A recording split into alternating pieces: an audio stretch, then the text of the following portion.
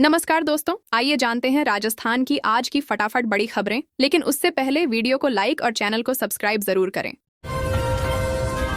राजस्थान में 26 जनवरी पर 9,550 किलो विस्फोटक पकड़ा। राजस्थान के नागौर जिले में 26 जनवरी की रात पुलिस ने बड़ी सुरक्षा कार्रवाई करते हुए भारी मात्रा में विस्फोटक बरामद किया। थांवला थाना क्षेत्र के हरसौर गांव में एक खेत पर छापेमारी के दौरान 187 कट्टों में भरा करीब 9,550 किलो अमोनियम नाइट्रेट मिला। मौके से सुलेमान खान को गिरफ्तार किया गया, जो हरसौर का निवासी है और उस पर पहले से 3 आपराधिक मामले दर्ज हैं। पुलिस ने घटनास्थल से डेटोनेटर और वायर भी जब्त किए हैं। अमोनियम नाइट्रेट का इस्तेमाल पहले दिल्ली के लाल किले के पास हुए ब्लास्ट में हो चुका है, जिससे सुरक्षा एजेंसियों की चिंता बढ़ गई है।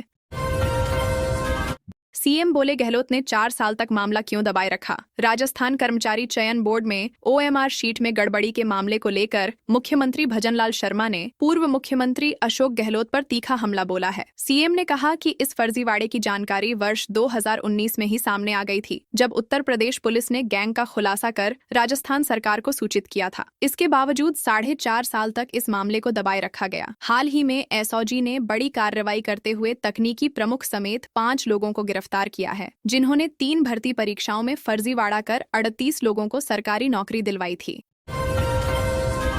धीरेन्द्र शास्त्री बोले, बेटियों से कह दो बुरके वाली मत बनना। कथावाचक आचार्य धीरेन्द्र शास्त्री ने कोटा के रामगंज मंडी में आयोजित श्री राम कथा के दौरान सनातन धर्म की रक्षा पर जोर दिया। उन्होंने कहा कि गाय, गंगा, गुरु, गायत्री और गीता की रक्षा करने से समाज सुरक्षित रहेगा। इसके साथ उन्होंने बेटियों को लव जिहाद से बचाने की बात कहते हुए विवादित बयान दिया। शास्त्री ने कहा कि बेटियां दुर्गा और काली बने, लेकिन बुर्का पहनने वाली न बने। कार्यक्रम में योग गुरु बाबा रामदेव भी पहुंचे। उन्होंने मंच से कहा कि जो लोग गोसेवा नहीं करते और केवल बातें करते हैं, वे सनातन धर्म के नाम पर कलंक हैं।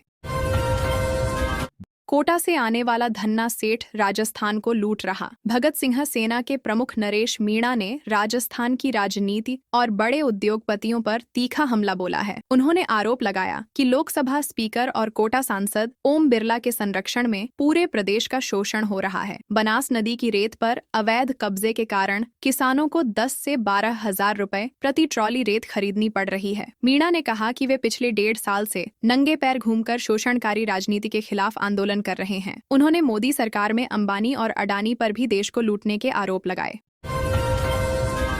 अजमेर के प्रिंसिपल बोले, पाकिस्तान हमारा बड्ढा भाई। अजमेर के सम्राट पृथ्वीराज चौहान गवर्नमेंट कॉलेज के प्रिंसिपल मनोज बेहरवाल के बयान से बड़ा विवाद खड़ा हो गया है। उन्होंने कहा कि पाकिस्तान 14 अगस्त 1947 को बना था और भारत 15 अगस्त को आजाद हुआ, इसलिए पाकिस्तान भारत से 12 घंटे बड़ा भाई है। उन्होंने यह भी कहा कि आजादी के समय केवल गांधी, जिन्ना और अंबेडकर ही बड़े नेता थे और नेहरू लोकप्रिय नहीं थे। यह बयान ब्यावर में आयोजित राजस्थान सोशियोलॉजिकल एसोसिएशन की इंटरनेशनल कॉन्फ्रेंस के दौरान दिया गया। बयान सामने आने के बाद राजनीतिक और शैक्षणिक जगत में तीखी प्रतिक्रियाएं देखने को मिल रही हैं। गणतंत्र दिवस पर किसानों का प्रदर्शन। 77वें गणतंत्र दिवस के अवसर पर हनुमानगढ़ में किसानों ने एथेनॉल फैक्ट्री के विरोध में शांतिपूर्ण ट्रैक्टर रैली निकाली। सैकड़ों किसानों ने करीब 500 ट्रैक्टरों पर तिरंगा झंडा लगाकर लगभग 20 किलोमीटर लंबी रैली निकाली। रैली के जरिए किसानों ने लोकतांत्रिक और अहिंसक तरीके से अपनी मांगे रखी। किसान नेता महंगा सिंह सिद्धू ने कहा कि यह रैली शहीदों को समर्पित है और कानून के दायरे में रहकर की जा रही है। उन्होंने 10 दिसंबर को हुई आगजनी और बवाल की घटना को दुर्भाग्यपूर्ण बताया और भविष्य में शांति बनाए रखने की अपील की।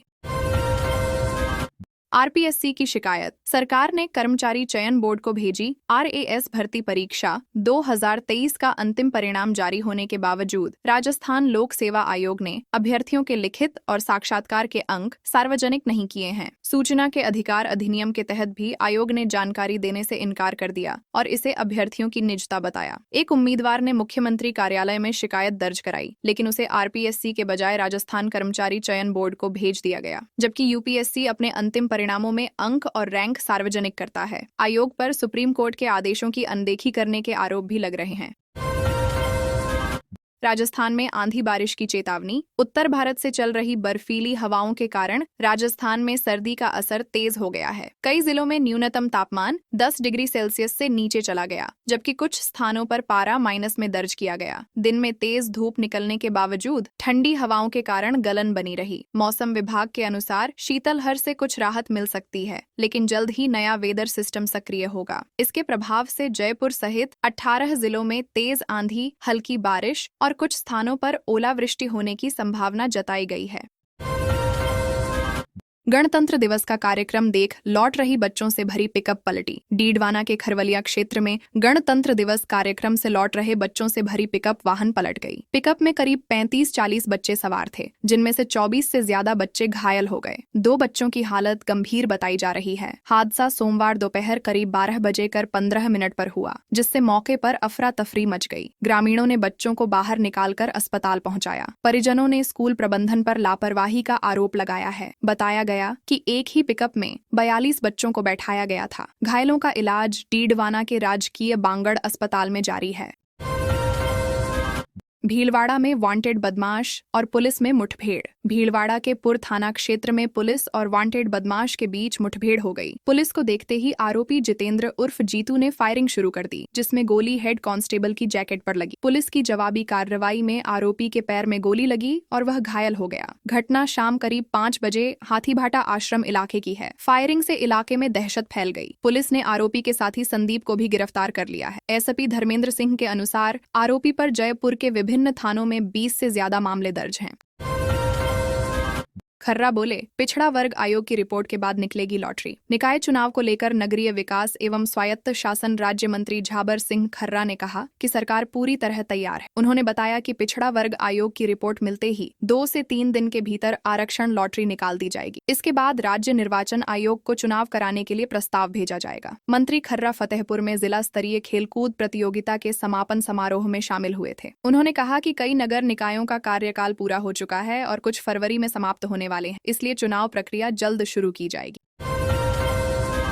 राजस्थान में 1.5 लाख नौकरियां मिलेगी, प्रोसेस शुरू। जोधपुर के उम्मेद राजकीय स्टेडियम में 77वें गणतंत्र दिवस समारोह के दौरान कैबिनेट मंत्री जोगाराम पटेल ने ध्वजारोहण किया। इस मौके पर राज्यपाल का संदेश पढ़ा गया, जिसमें 1.5 लाख युवाओं को रोजगार देने का वादा किया गया। मंत्री पटेल ने कहा कि राइजिंग राजस्थान के तहत 8 लाख करोड़ रुपए के निवेश को जमीन पर उतारा गया है। उन्होंने दावा किया कि सरकार ने पेपर लीक जैसी समस्याओं पर रोक लगाई है और पारदर्शी भर्ती प्रक्रिया से युवाओं को सरकारी नौकरियां दी जा रही हैं। सरकार किसानों और महिलाओं के लिए भी कई योजनाएं चला रही है। अवैध बजरी पकड़ने गए गार्ड पर दीवार गिरी, मौत। अजमेर के भिनाय थाना क्षेत्र के बडली गांव में अवैध बजरी खनन की कार्रवाई के दौरान बड़ा हादसा हुआ। नदी किनारे बने मंदिर में अवैध बजरी स्टॉक की सूचना पर माइंस विभाग की टीम पहुंची थी। कार्रवाई के दौरान जेसीबी चालक वाहन लेकर भागने लगा, जिससे मंदिर की दीवार गिर गई। दीवार गिरने से गार्ड अमर सिंह गंभीर रूप से घायल हो गया। उसे विजयनगर अस्पताल ले जाया गया, जहाँ इलाज के दौरान उसकी मौत हो गई। अमर सिंह बीकानेर का रहने वाला था और 1 महीने पहले ही अस्थायी गार्ड के रूप में नियुक्त हुआ था। घटना से ग्रामीणों में रोष है। जयपुर में संविधान पर छिड़ी जंग। डोटासरा बोले, पूर्वजों ने कुर्बानी दी है। जयपुर स्थित प्रदेश कांग्रेस कार्यालय में कांग्रेस ने 77वां गणतंत्र दिवस मनाया। गोविंद सिंह डोटासरा ने झंडारोहण कर कार्यकर्ताओं को संबोधित किया। उन्होंने भाजपा सरकार पर संविधान को कमजोर करने का आरोप लगाया। डोटासरा ने कहा कि देश में डर का माहौल बनाया जा रहा है और लोगों के अधिकार छीने जा रहे हैं। उन्होंने कहा कि हमारे पूर्वजों ने बलिदान देकर देश को आजादी और संविधान दिलाया। कांग्रेस संविधान की रक्षा के लिए अंतिम सांस तक संघर्ष करेगी। कार्यक्रम में नेता प्रतिपक्ष टीकाराम जूली और कई वरिष्ठ नेता मौजूद रहे। सिरोही में लेपर्ड ने लोगों पर किया हमला। सिरोही जिले के रेवदर उपखंड के रोहुआ गांव में लेपर्ड के हमले से हड़कंप मच गया। मानपुर कृषि कुएं के पास पहुंचे लेपर्ड ने अचानक 5 लोगों पर हमला कर दिया, जिससे सभी घायल हो गए। घायलों को तुरंत अस्पताल में भर्ती कराया गया है। सूचना मिलते ही वन विभाग की टीम मौके पर पहुंची। रेंजर ललित सिंह ने बताया कि लेपर्ड संभवतः घायल था, जिस कारण वह आक्रामक हो गया। घटना के बाद बड़ी संख्या में ग्रामीण मौके पर जमा हो गए। वन विभाग की टीम लेपर्ड को सुरक्षित पकड़ने के प्रयास में जुटी है और लोगों से सतर्क रहने की अपील की गई है। 27 जनवरी को बंद रहेंगे बैंक। बैंक कर्मचारियों और अधिकारियों के संयुक्त संगठन United forum of bank unions ने 27 जनवरी को देशव्यापी हड़ताल का ऐलान किया है। इस हड़ताल के चलते बूंदी, कोटा, बारां और झालावाड़ सहित कई जिलों में बैंक बंद रहेंगे। संगठन की प्रमुख मांग बैंकों में 5 दिवसीय कार्य सप्ताह लागू करने की। संयोजक पदम कुमार पाटोदी ने बताया कि समझौते के बावजूद सरकार ने कोई ठोस निर्णय नहीं लिया। कोटा जिले की 300 शाखाओं के करीब 2000 कर्मचारी हड़ताल में शामिल होंगे। हड़ताल से नकदी, लेन देन, क्लियरिंग और अन्य बैंकिंग सेवाएं प्रभावित रहेंगी। भाजपा की नीति और नीयत में खोट। पूर्व मंत्री प्रताप सिंह खाचरियावास ने ओएमआर शीट मामले को लेकर भाजपा सरकार पर तीखा हमला बोला। उन्होंने कहा कि भाजपा जानबूझकर माहौल बना रही है। खाचरियावास ने दावा किया कि कांग्रेस सरकार के दौरान रीट भर्ती परीक्षा रद्द की गई, आरपीएससी सदस्य गिरफ्तार हुआ और पेपर लीक रोकने के लिए सख्त कानून बनाया गया। उन्होंने आरोप लगाया कि वर्तमान सरकार पिछले 2 वर्षों से पेपर लीक के मामलों को दबा रही है। बावजूद इसके 19 से अधिक पेपर लीक हो चुके हैं। खाचरियावास ने मुख्यमंत्री भजनलाल शर्मा और कैबिनेट की निष्क्रियता पर भी सवाल उठाया। जयपुर में शव को दफनाने को लेकर विवाद। जयपुर के प्रतापनगर इलाके में एक बुजुर्ग के शव को दफनाने को लेकर विवाद हो गया। विवाद इतना बढ़ गया कि परिजनों को शव बिना दफनाए वापस ले जाना पड़ा। मृतक नजीर खान के परिजनों का आरोप है कि पुलिस ने मौके पर कोई ठोस कार्रवाई नहीं की। शव को दोपहर करीब 1 बजे हल्दी घाटी गेट के पास बने कब्रिस्तान में दफनाने ले जाया गया था, जहां स्थानीय लोगों ने जमीन को पार्क बताते हुए विरोध किया। स्थिति तनावपूर्ण होने पर परिजन थाने पहुंचे और पुलिस पर लापरवाही का आरोप लगाया। पुलिस मामले की जांच कर रही है। जिला हॉस्पिटल में ज्यादा आयुष्मान रजिस्ट्रेशन करने के दिए निर्देश। सवाई माधोपुर जिला कलेक्टर कानाराम ने रविवार को जिला अस्पताल का औचक निरीक्षण किया। उन्होंने ट्रॉमा सेंटर, आईसीयू, महिला, शिशु और अन्य वार्डों का दौरा कर व्यवस्थाओं का जायजा लिया। कलेक्टर ने मरीजों और उनके परिजनों से बातचीत कर सुविधाओं की जानकारी ली। निरीक्षण के दौरान दवा वितरण केंद्र, सोनोग्राफी, एक्सरे, लैब और ब्लड बैंक भी देखे गए। कलेक्टर ने अस्पताल प्रशासन को आयुष्मान भारत योजना में अधिक से अधिक मरीजों का पंजीकरण कराने और जन औषधि केंद्र की जानकारी देने के निर्देश दिए। व्यवस्थाएं बेहतर करने पर भी जोर दिया गया।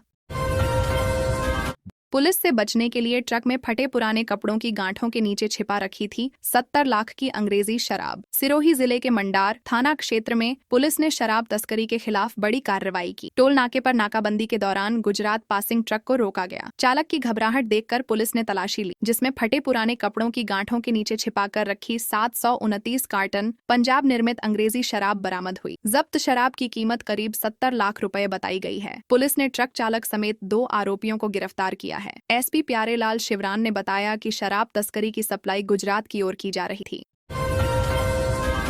हत्या के केस में कैसे बरी हुआ लॉरेंस। सीकर के चर्चित सरदार राव हत्याकांड में गैंगस्टर लॉरेंस बिश्नोई को कोर्ट ने बरी कर दिया। करीब 9 साल तक चले इस केस में 9 आरोपियों को सजा सुनाई गई, जबकि लॉरेंस के खिलाफ पर्याप्त सबूत पेश नहीं हो सके। कोर्ट ने कहा कि अभियोजन पक्ष लॉरेंस की भूमिका साबित करने में असफल रहा। पुलिस यह साबित नहीं कर पाई कि लॉरेंस ने जेल से शूटर्स को निर्देश दिए या हत्या की साजिश रची। मामले में 76 गवाहों और 235 दस्तावेजों के बावजूद सबूतों की कमी का लाभ लॉरेंस को मिला। 300 रुपए में खुलती थी गेम आईडी। जयपुर में फेक कॉल सेंटर पकड़ा। जयपुर पुलिस ने रामनगरिया इलाके में फर्जी कॉल सेंटर का भंडा फोड़कर 6 युवकों को गिरफ्तार किया है। आरोपी ऑनलाइन गेमिंग के नाम पर लोगों से करोड़ों रुपए की ठगी कर रहे थे। पुलिस के अनुसार 300 रुपए में गेम आईडी खोलकर सट्टा खिलाया जाता था। यह प्लेटफॉर्म दुबई से जुड़ी लेजर आईडी के जरिए संचालित हो रहा था। छापेमारी में बड़ी मात्रा में मोबाइल, लैपटॉप, बैंक खाते और अन्य इलेक्ट्रॉनिक सामान जब्त किया गया। स्पेशल कमिश्नर राहुल प्रकाश ने बताया कि आरोपियों के खिलाफ साइबर ठगी का मामला दर्ज किया गया है।